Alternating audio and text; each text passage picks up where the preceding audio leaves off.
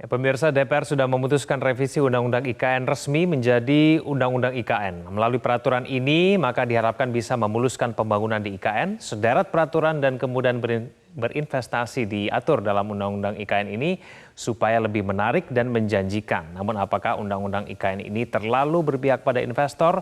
Dan apakah melalui Undang-Undang ini juga bisa membuat aparatur sipil negara tergiur untuk pindah ke IKN? Pemirsa, inilah fact check revisi Undang-Undang lolos, IKN tak terbendung.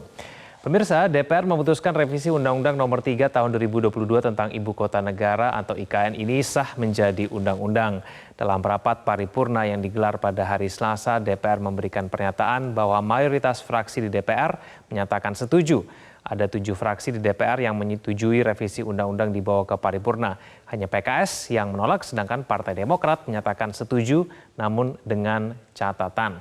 Lewat revisi Undang-Undang IKN ini maka setidaknya ada 9 pokok perubahan jika dibandingkan dengan regulasi yang lama. Nah, 9 pokok perubahan Undang-Undang IKN itu diantaranya mengenai pertanahan, penyelenggaraan perumahan, dan kemudian jaminan keberlanjutan.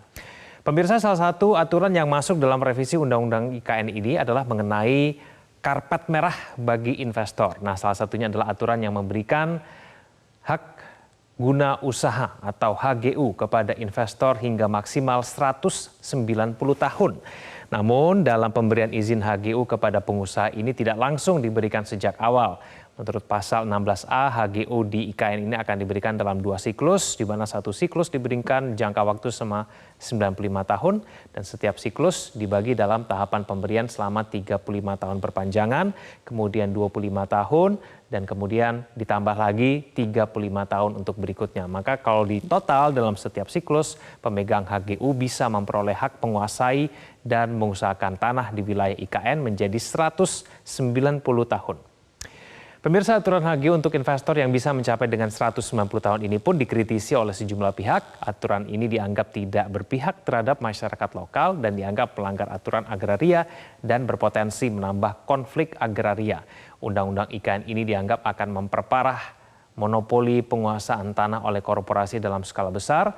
Selain itu, aturan ini juga dianggap akan menambah konflik agraria karena di kawasan tersebut sudah ada berbagai macam perizinan penggunaan lahan. Antara lain ada izin HGU sawit, izin tambang, izin kehutanan, dan kemudian ada pula wilayah masyarakat adat. Tentu saja kondisi ini dikhawatirkan bisa merugikan masyarakat lokal. Nah, selain itu, pemberian HGU dalam jangka yang panjang tidak juga bisa memberikan jaminan ketertarikan investor besar untuk kemudian langsung menyuntikkan modalnya di IKN. Kita akan simak, pemirsa, pernyataan dari fraksi PKS yang menolak Undang-Undang IKN ini.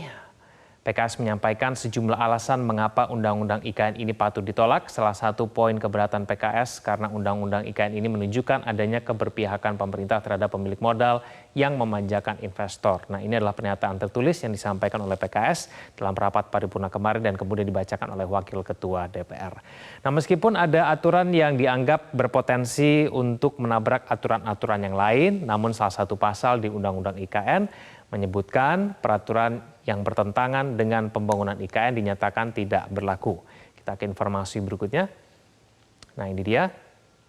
Nah, klausul ini tertuang dalam pasal 42 ayat 1 huruf A dan B dan berbunyi seluruh peraturan yang bertentangan dengan kebijakan pelaksanaan kegiatan persiapan, pembangunan, dan pemindahan ibu kota negara ini dinyatakan tidak berlaku.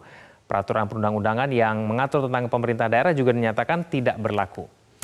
Nah, kita ke informasi berikutnya, pemirsa. Satu poin dalam Undang-Undang IKN untuk memuluskan rencana pemindahan ibu kota adalah insentif dan tunjangan kepada ASN yang pindah ke IKN. Nah, ini adalah sejumlah insentif dan tunjangan ASN di IKN. Apabila mau pindah, ASN akan diberikan tempat tinggal, baik itu rumah dinas, apartemen, atau bahkan rumah tapak. Kemudian ada juga sederet tunjangan lain seperti tunjangan suami, istri, dan anak. Kemudian ada tunjangan pindah rumah, tunjangan kemahalan, dan kemudian tunjangan ASN lainnya. Nah, kita simak pernyataan dari Presiden Joko Widodo. Pak Jokowi mengatakan kalau tidak diberikan insentif nantinya ASN-nya tidak berminat untuk pindah. Oleh karena itu insentif ini harus diberikan. Kurang lebih inilah pernyataan dari Presiden Joko Widodo.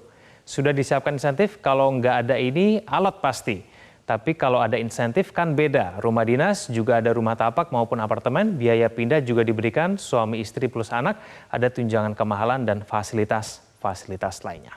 Jelajahi cara baru mendapatkan informasi. Download Metro TV Extend sekarang.